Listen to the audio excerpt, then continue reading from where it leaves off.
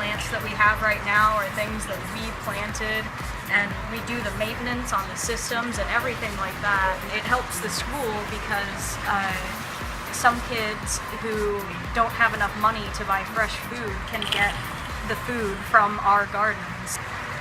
And I just have to say, I'd be really sad if this is one of the programs that was cut with the budget, because just based on how much it's brought to me, I'm just wondering how much it could bring to any other kids who don't have the ability to garden anywhere else.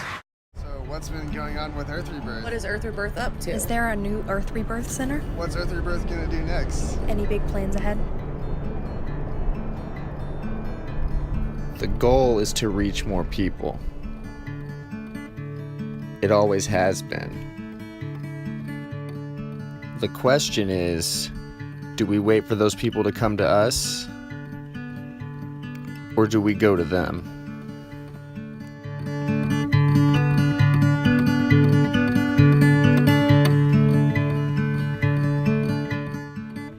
Deciding not to renew our lease in downtown Norman was a tough decision.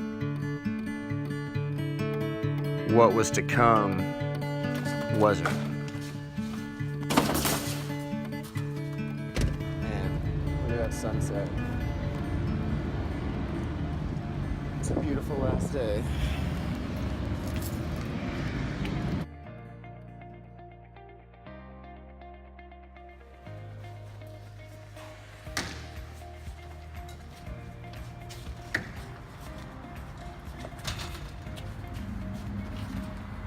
It all comes down to expectation. What we expect from ourselves is what defines us.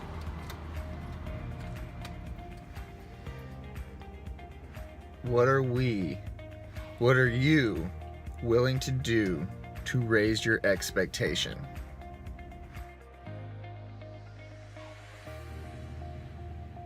Let's find out.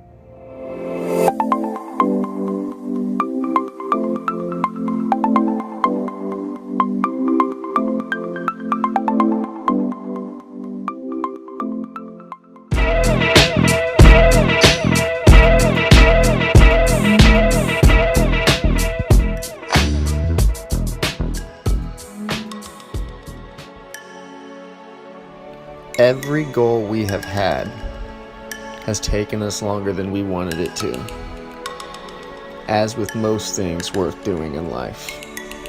The Earth Rebus was an idea our team discussed back in 2012. It took us 6 years to get here. But what's more exciting is that we can finally chase down the ideas we always wanted to with it. This world is tough, and people need help. Join us in offering it.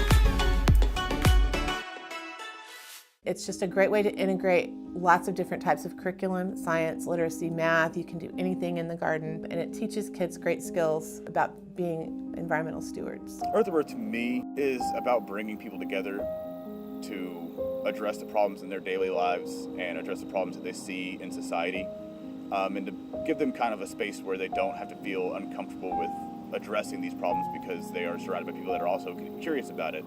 Back in 2015, I was inspired to start a school garden here. The kids were so excited, the teachers were so excited, and we had a whole build day with a lot of volunteers from the community and came out and put our garden together. Some of my favorite moments in the garden with kids just comes to like funny stuff that kids can say. I mean, some kid picks up chives that he's never eaten before, and he pops in his mouth, which chives tastes like a spicy onion almost, and he says, "That tastes like sausage." And then the next kid picks it up and goes, "That tastes like sausage." And he's convinced this entire class that chives taste like sausage, and now these kids like chives. And every time they come out, they're grabbing handfuls of chives and saying, "It tastes like sausage." And just different stuff like that, where a kid picks up something that he's never seen or tasted and has no place in his world really, and develops this unique opinion that he now falls in love with this vegetable herb. We have lots of kids with sensory disorders, and we want to start a sensory garden to kind of help those kids through horticultural therapy. It'll be just kind of a whole sensory experience for the kids to go through in the garden, and it won't just be for our autism kids in our developmental delayed preschool. It'll be for everyone. These special projects, we love it when we have people that are generous enough to donate some money, or not even money, but just their time and their expertise. We have lots of people from the community that have joined us in this. We work with a group called Engineers Serving Others from OU, and we found lots of partnerships throughout the community that are willing to donate their time. Hurry, Bryson. The first garden that I got to help them set up with was the Jackson Elementary Garden. I found it very rewarding just because we were there and the whole community was helping out, like the kids that were going to go to the school, and I think it was just so nice to be able to give them a chance to be able to grow their own food and see where it's coming from, and to be a part of that was really amazing. We definitely had to do some heavy lifting and pull some weeds, but at the end of the day, I think it was totally worth it. I guess it's also impacted me in my lifestyle and kind of told me that I am in the right field in environmental studies, because it's all interconnected. What you eat and what you do, it all makes a big difference. What about stuff that grows underground?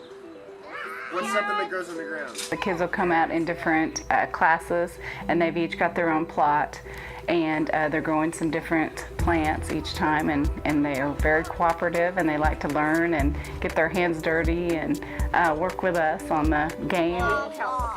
You guys have an answer? Yes, ma'am. A lot of the kids don't know what a lot of the vegetables are, it doesn't seem like, so they're really willing to learn and learn from the other people in their class. I learned a new type of vegetable. It's the purple carrot. That you have to wait until the food is right to pick it and take it home for dinner. I started because I wanted to learn how to garden because I was not very successful. I've learned a lot. I didn't know about, like in the winter, how to winterize the garden and what you use to do all that. What blows a lot in Oklahoma? Wind. Yeah. The hoop house. Perfect. It provides the shelter for the plant from the wind, and so it keeps the plants growing longer. I learned. I did not know that. Well, I always knew that I was interested in environmental sustainability, and I knew that that was the path that I tentatively saw myself going down, but I never really explored it before. Rebirth has reinforced that idea, that cross my fingers, I'm hopefully on the right path, and this is something that I could see myself doing after I graduate. We planted some onions over there, and they were just teensy tiny like this, and then since the years passed, they've grown bigger. Please support Earth Rebirth, so we can garden our own growth. We've talked to just about every school in Norman and many schools across the state, and our #1 priority right now is finishing out every school in Norman Public Schools to make sure they have a garden that's being utilized by classrooms in some way.